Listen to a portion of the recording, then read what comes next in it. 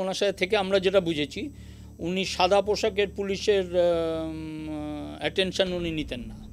মানে সাদা পোশাক পুলিশ যদি সাবধান হতো তো উনি তাকে যেটা নিয়ম আছে যে পাল্টা যে একটা অনার জানানো সেটা উনি করতেন না। বিকজ উনি এটা খুব ভালো করে জানতেন যে সাদা পোশাকের পুলিশের সাবধান হওয়ার প্রয়োজন নেই, তাহলে তার আইডেন্টিটিটা ডিসক্লোজ হয়ে যায়।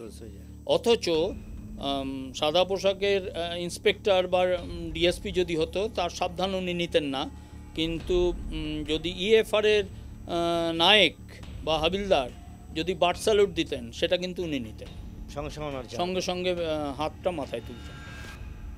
এইটা দেখে একজনের প্রুডেন্স, পুলিশ সম্বন্ধে তার প্রুডেন্স বোঝা যেত।